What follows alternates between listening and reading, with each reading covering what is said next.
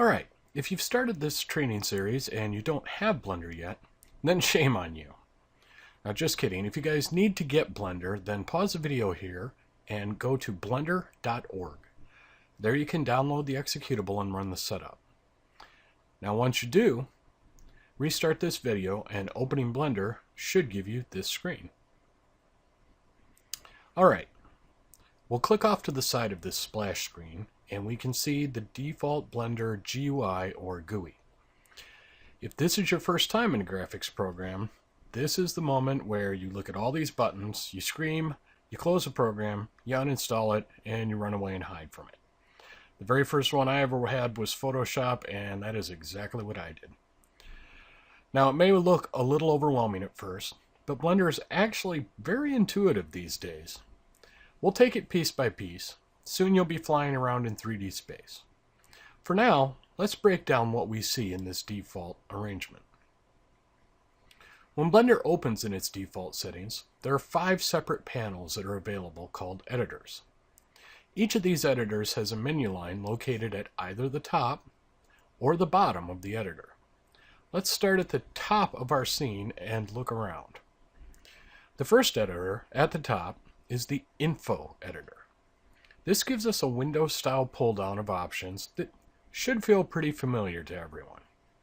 It also has information on our layout, our scene, our renderer, and we have a few other options, but we'll dig deeper as we go along. For now, just remember Info editor. The next, moving clockwise, is our Outliner editor. In short, this maintains an outline or hierarchy of everything that's in our scene. Below that is our Properties editor, and as you might have guessed, here we can edit the properties of objects in our scene.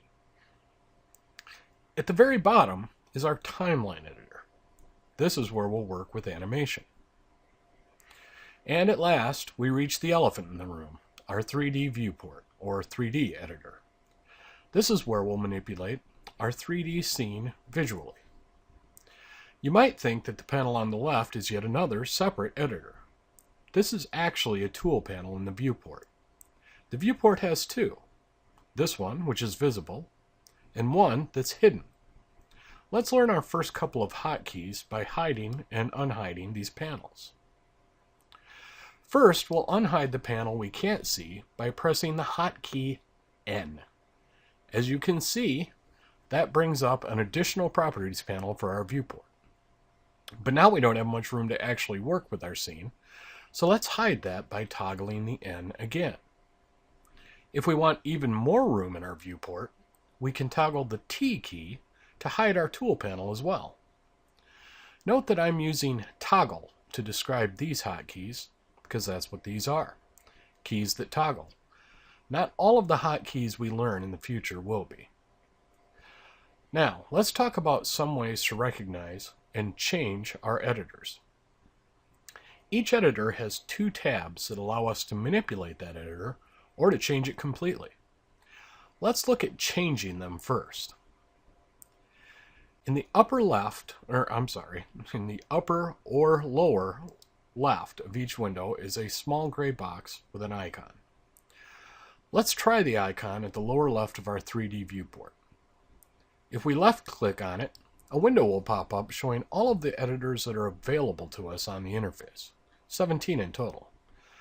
Let's change our viewport to the UV layout panel. Excellent. Now, let's change it back so we're back in our 3D viewport. Now, it is likely to turn out that we're going to need that UV panel somewhere down the road. But we still want all of our current panels visible. Panables, it's a new word. You'll like it.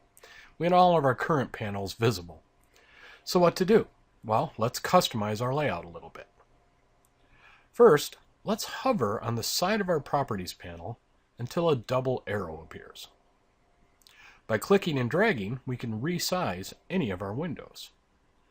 This method also works vertically. Now let's put that back and look at splitting a window so we can see that UV editor. If we look in the upper right corner of our viewport, we can see a ridged tab. If we hover the mouse over that, it changes to a cross.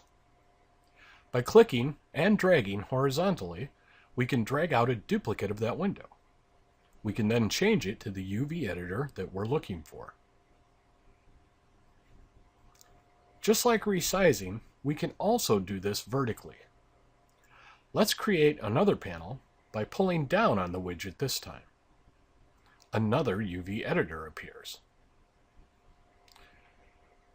But what if we want to collapse these? All right, that's easy enough. We can take over the space of any panel with an adjoining panel, so long as it uses the same space either vertically or horizontally.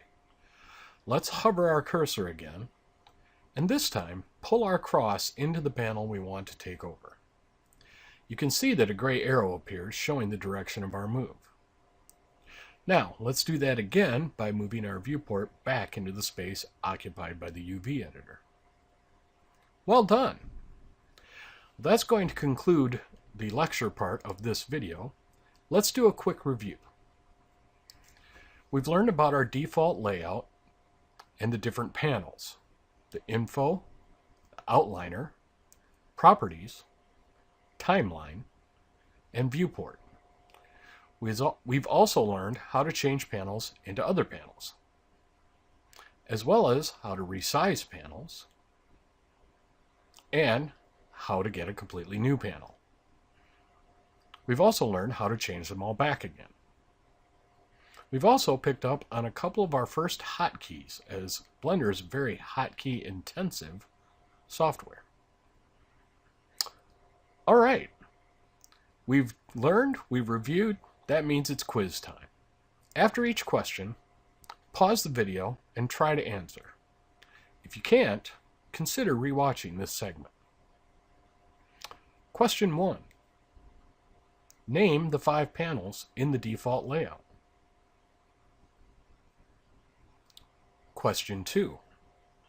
Which hotkey toggles the Tools panel in the viewport on and off? Question 3.